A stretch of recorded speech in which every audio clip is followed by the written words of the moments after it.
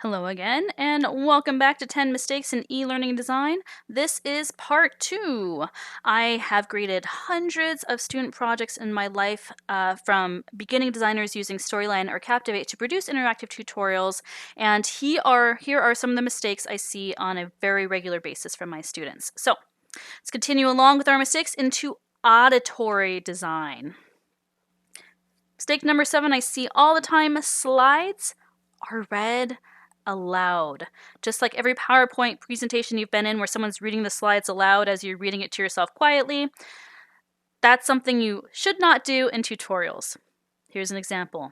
Learning objectives. After completing this webinar, learners will be able to recall 2 common mistakes in auditory design, give an example of good auditory design, and explain why reading your slides aloud puts your learner to sleep. Then maybe the next button appears and you can move on to the next slide. How do you feel right now having to listen to me read that slide aloud? Do you feel good? Or did you kind of slump over in your chair a little bit and think, oh God, really? I've already read this twice while she's reading it aloud. Why do I have to listen to it? If you can help it, don't read your slide aloud. A good redesign would be to not have any audio at all. Oops. And you can just have the next button available for your user to hit the next button when they are ready. Or you could redesign it as an interactive element. Instead of reading it aloud, maybe you have a series of interactive buttons on screen. As they click them, the objectives are revealed, and then after they look at all 3, the next button appears and they can move on. Another mistake I see is the robot as narrator. What's worse than a person reading their slides aloud? A robot reading their slides aloud. Here's an example. After completing this webinar, learners will be able to recall 2 common mistakes in auditory design, give an example of good auditory design, explain why robot voices are the It just kind of cuts off for some reason. Yeah, if you thought a person reading their slides aloud was bad, I think a robot reading a slide aloud is even worse. It feels like all the soul has been sucked out of an online tutorial. It's already, an experience you have to go through on your own, but now if you're there with just yourself and a robot, oh my gosh, it's even worse. Please, skip the robot narrator, skip the reading aloud. If you want to read your learning objectives aloud, redesign your slide to be simplified versions of your objectives. Rather than having the full objectives written out, maybe just turn them into a few words. So if you read the objectives aloud, the user isn't reading them along with you, they're experiencing your voice as an elaboration on the objectives, and they can use what's on screen, the simplified version, to kind of organize their thoughts as you're speaking. Okay, so it's totally fine to use your voice and make mistakes as you're stumbling over your words, just like I am in this presentation, but simplify what's on screen so your user doesn't have to sit there and wait for you to be done when they've already read it on screen. So avoid reading slides aloud. Use your own voice. Your voice is human. People love connecting with other people. It humanizes an online tutorial to use your own voice. It's natural to stumble, to use filler words like or ah, to make mistakes. That's totally okay. It's very humanizing.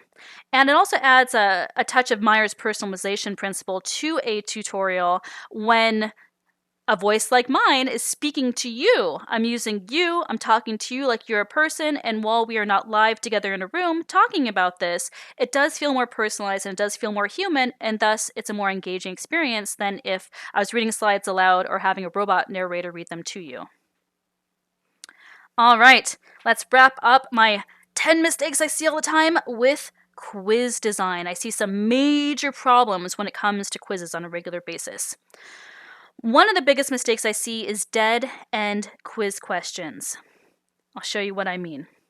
Say I'm working through a tutorial on science about the periodic elements. The tutorial's maybe taught me a little bit about periodic elements, and now I am dropped with no escape into a slide where I'm asked to, for instance, drag and drop the elements in order. Now, I don't know what the weights are, so hopefully this tutorial has prepared me very well to memorize those weights. So I do the best I can, I hit submit, I get it wrong. So I say, oh, okay, there's 6 of these things, I'll give it another shot. There's pretty much no way I'm going to get this right. I'm demotivated, I'm discouraged, just try it again. Oh, I got it wrong again. And in the worst case scenario, there's never an escape from this slide. I'm stuck here rearranging these 6 elements until I get it correct. And it's very likely that you're never going to get it correct unless you truly have been prepared by this tutorial to memorize the weights of every single one of these, which is probably unlikely. You're never going to get this question right. You're going to be here forever, and you will not be able to access the rest of the tutorial. I've had this happen with beginner designers. I've gotten trapped on dead-end quiz questions, and I wasn't able to move on in the tutorial because I got stuck. Here's how you redesign it. When you have complicated questions, if someone gets it wrong twice, they're probably not going to get it right on the 3rd try when it's something complicated like this. So instead, limit it to 2 tries. If they get it wrong on the 3rd try, offer them an out. Offer to revisit the content, maybe just move on to the next question, maybe give them another shot at the quiz later on. Think about what you want the consequences to be for your quiz questions and design accordingly. Just because you know something very well and you know the answer to a question doesn't mean that your user is going to magically have perfect preparation coming into that question, and they might get stuck on it. And this is one of the things that makes it really important for you to do user testing, to actually watch people, your intended audience, use your tutorial and make sure they get through it in the way that you think that they will. So limit questions to 2 tries. Another big problem I see with quiz questions is obvious or confusing answers. So here's an example. We got a multiple choice question and there's 5 possible answers with radio buttons that you can select. What problems do you see here? The first 3 look like they make sense, right? They're simple names. Now this one, A and B. Now we can guess that A and B means this and this, but can you really be sure? Sometimes people put in A, B, C, and none of the answers are actually labeled as such in Storyline or Captivate.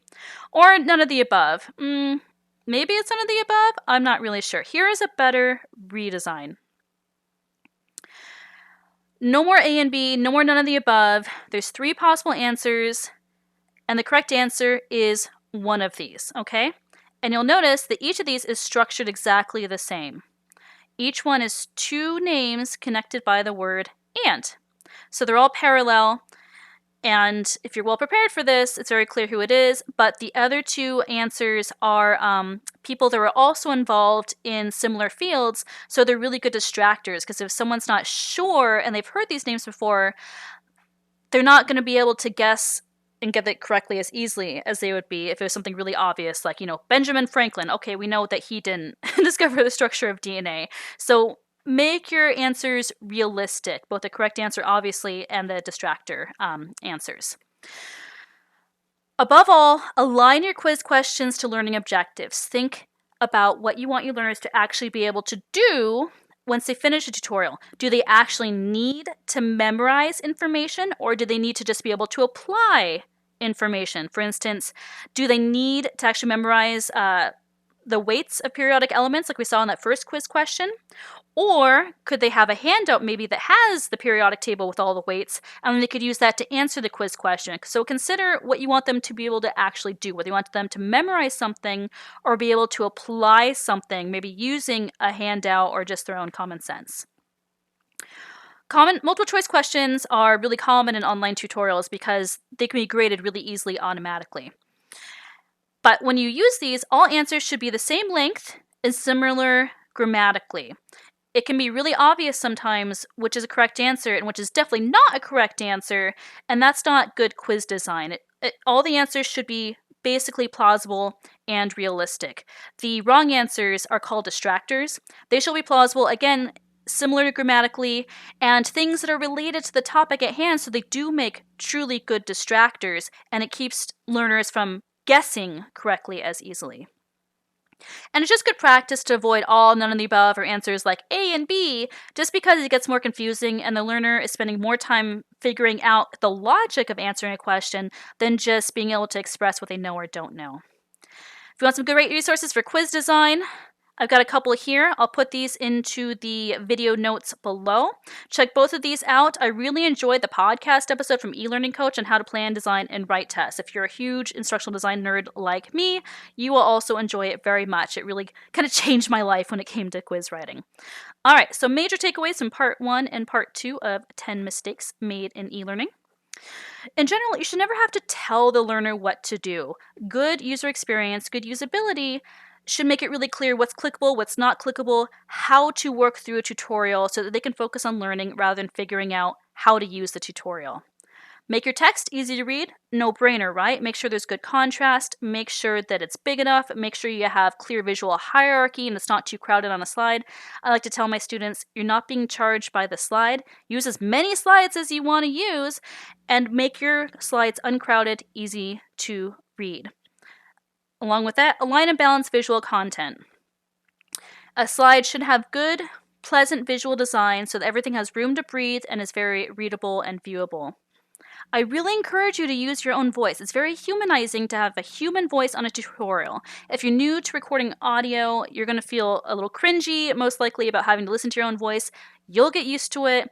I promise to everyone else it sounds totally normal. It's very humanizing and engaging to have a human voice on a tutorial.